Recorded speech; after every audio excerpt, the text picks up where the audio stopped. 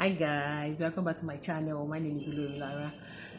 I talk about love, faith, business and everything relating to women in general. And today I would like to be talking to parents why they should not choose course or courses for their children in higher institution. The thing is that a lot of parents has caused a lot of harm to their children by choosing courses for them to read or to study or to do in higher institution.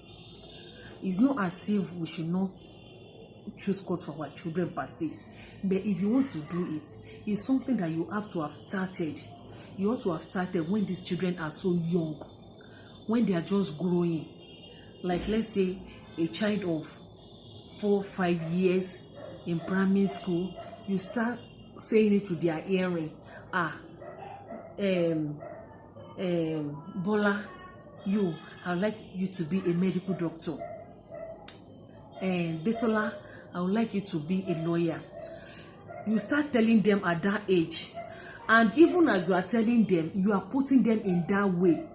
You are putting them in that line. Like a child that you want to be a medical doctor, you start showing her or him things that will make him have that interest in that particular course that you want for him or her.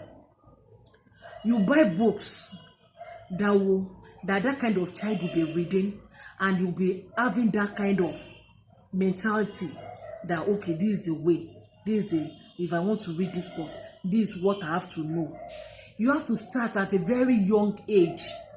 Like a child that you want to do to become a medical doctor, it's not that difficult or hard if you take that kind of child to hospitals to see the doctors, to see the health personnel and all the people that work in the hospital. You start developing the child interest toward that particular course that you want him or her to study. It's not when a child has finished secondary school and about gaining admission into an institution that you now say, come, Bola, it's law that you're going to read. That's not how to go about it at all. It's like we're just destroying the life of these children. It's something that happens to a friend of mine after we finish junior secondary school. When we're going into senior secondary, the parent just told her that she should go for science and this and that. And the girl was saying, I would like to go to commercial class. They said, no, you have to go to science. This girl actually went for the sciences that the parents wanted. And after that SS1 class, she failed woefully, and she was asked to repeat that SS1. It was when she wanted to repeat that SS1 that she said no, that even if she's going to repeat that SS1, it's not going to be in this science class. It's going to be in commercial that she'll go and repeat that SS1. And thank God that they obliged at that moment. They obliged, and she went for commercial. And she finished well. She went to her institution. She studied the course of her dream. And today, everything is now history. She's doing well in her field of endeavor. So another one that just happened of recently that really touched my mind to come up with the discussion is what happened to a lady. I will not want to mention her name. This lady, her parents forced her to read mathematics and economics. And this is not what she desired. She told them that this is not what she desired, that she wants something else. They say no, you have to go for maths and economics. And this girl actually went for it. After spending a whole 4 years in the university, she finished with different kind of carryovers. And this girl at that level, 400 level, when her mates are already graduating, she dropped out of school. She dropped out of school and she went into acting. She started acting films. Before you know it, she discovered herself that she's really good in this personnel wherever, this PR. So at the end of the day, when she discovered that, oh no, she's really good in this kind of area, she re-enrolled and started all over again. And this girl finished with first class. She later finished with first class, but that's after she has spent another 4 years. Imagine, she spent 4 years reading maths and economics. She spent 2 years in acting when she dropped out of school and she did not know what to do again. Before she now gain admission again and start her own dream course. She eventually spent 10 years.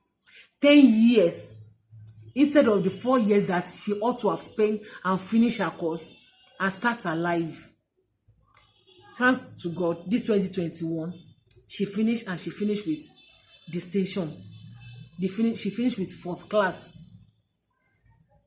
But what about if they have allowed her to do that kind of course in the first place? She's supposed to have finished at least 4 years or 5 years. This one that she now spent extra years, a whole 10 years. If you do it to some children, those kind of child will not forgive you. And thank God that this girl, she got herself back to go back to school.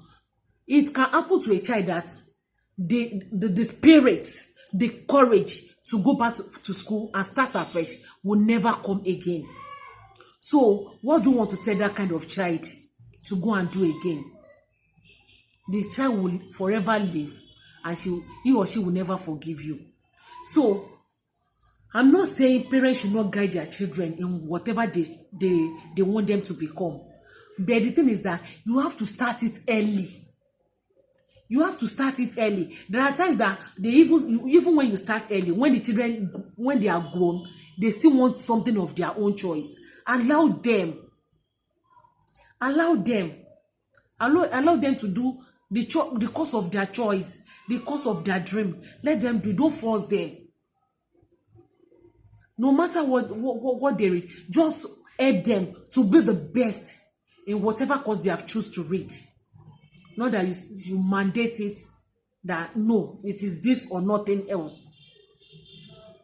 It's not done anywhere. It's not helping these children. Help a child to discover him or herself. Before you can even put a child through in a particular course, you ought to have discovered that this child is good in this area.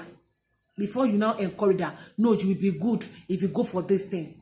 Not just because you saw your friends' children doing well in one field or the other, and you now say it is mandatory for your own child to do that thing too. No, you are not helping that child. There was a story of a lady that I would like to quickly say here. This lady, she actually read Bizard Men, and she finished. In the course of looking for a job all here and there, and the job was not forthcoming, somebody encouraged her to start fixing nails. Initially, she was like, how will I be fixing nails? A old graduate, university graduate, fixing nails. And the friend was encouraging her that, that's what I do, and I'm really making money from there. And she was like, now that I'm not even doing anything, let me just give it a try. And that's how she started. Before you know it, this lady said that she was making 250,000 naira doing fixing of nails for people. In fact, later when the father was not saying, are you not looking for a job again? The lady said, no. This one that I'm even doing, I'm earning my salary there. And when she told the father that, Daddy, could you believe that I'm making close to 200,000, 250,000 in a month in this thing that I'm doing? And the father was like, in this thing, then what are we talking about? So at times it might not even be what children goes to higher institution to learn that they will eventually use as their source of income. All you have to do is just to guide them, lead them, pray for them, advise them, and leave everything for God. It's not something we can do as parents. Just pray for them and leave the remaining for God to do. And everything will come out well in the future. So, if you enjoy my video today, please like, share, subscribe to my channel. And don't forget to come back next time. We'll be having some other issues to talk about. Thank you. God bless you. And bye.